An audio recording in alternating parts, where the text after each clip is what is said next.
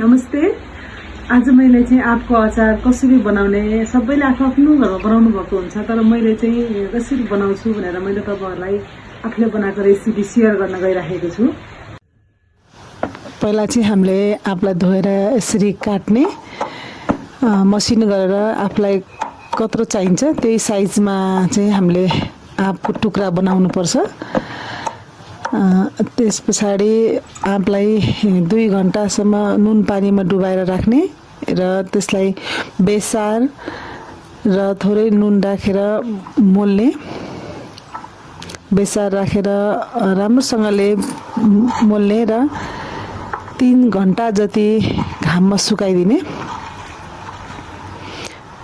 यसरी 3 घण्टा जति घाममा सुकाइसकेपछि यसमा भएको पानीहरू सबै जान्छ र अलि ड्राई हुन्छ। त्यसपछि हामीले एउटा फ्यान बसाल्ने, त्यसमा मेथी, त्यसपछि धनिया, त्यसपछि हामीले राखेको छौं सौंफ अनि मरिच, टिमुर,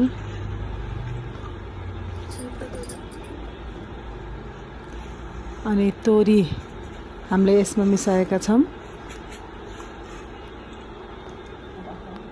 यसमा हामीले सौंफ र तोरी पनि मिक्स गरेर राम्रोसँगले भुट्नु पर्छ। यसलाई हामीले भुटिसकेपछि पड्किने गरेर भुटिसकेपछि सेलाएर र मिक्सरमा राख्ने र लास्टमा हामीले ल्वाङ र सुकमेल पनि राखेर यसलाई ग्राइन्ड गर्ने। ग्राइन्ड गरिसके राम्रोसँगले धुलो बनाएर ग्राइन्ड गर्ने र त्यसपछि एउटा प्लेटमा राख्ने र हामीले फेरि सौंफलाई र तोरीलाई हामीले फेरि रोस्ट गरेका छौं र अदुवा र लसुन। त्यसपछि एउटा त्यही प्यानमा तेल राख्ने, तेल अलि मजाले राख्नुपर्छ। त्यसमा मेथी फुराउने, अदुवालाई त्यसमा त्यो मेथीलाई अदुवा फुराउने, त्यसमा लसुन पनि फुराइदिने।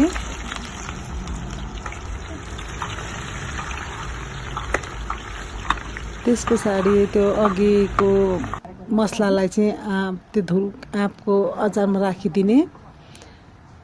त्यसमा स्वाद अनुसार नुन राखिदिने, आफूलाई कतिको खानुपर्छ। मैले चाहिँ धेरै भएको भएर 2 चम्चा 3 चम्चा जति नुन राखेको छु र रातो धुलो खुर्सानी पनि मैले राखिदिएको छु।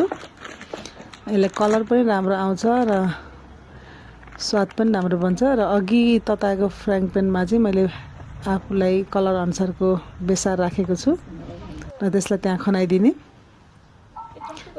त्यो आँपको अचार बनाउनको लागि त्यहाँ राखेपछि अघि भुटेर राखेको सौंफ र उसलाई पनि त्यही हालिदिएर राम्रोसँगले मोल्दिने।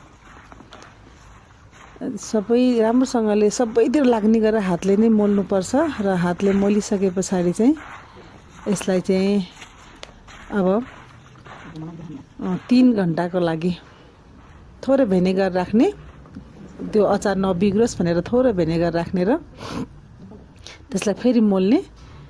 मोलिसकेपछि त्यसलाई चाहिँ